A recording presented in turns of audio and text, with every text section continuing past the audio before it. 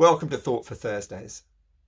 When I started these recordings a month ago now, I was looking at the challenges facing us with the lifting of lockdown.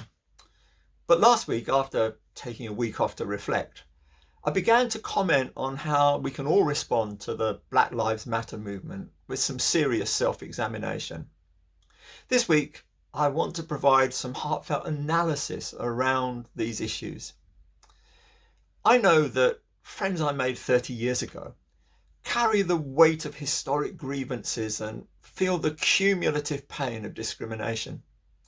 Now, the younger leaders I'm committed to working with are feeling the same pain. It's very immediate, present, and personal. It's the pain of inbuilt inequalities, current discrimination, and blatant racism. It's hitting them hard, just as it hit some of their parents and grandparents before them and still does. So I'm calling on those who are older with all the wisdom and patience that our years have brought us to make room and let the younger leaders be heard loud and clear. Of course, we must address the history, but let's do so while addressing the present. Right now, there's an urgency that cannot be ignored. And on these matters, God doesn't sit detached in the heavens.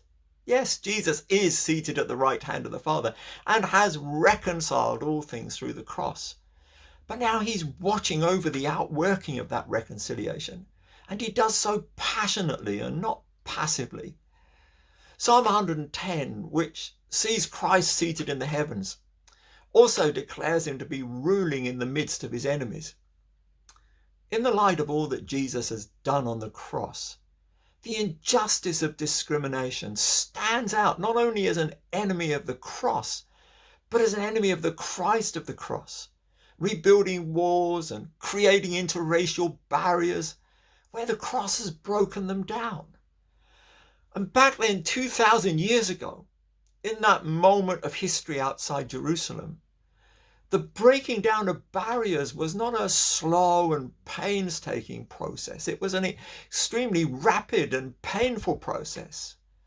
Friends, we need a rapid war dismantling program today, no matter how painful it might be for some of us who've nurtured the divides. So let's bring down these walls of division and discrimination. And let's do it in the same sacrificial and reconciling spirit that Jesus showed 2,000 years ago at Calvary.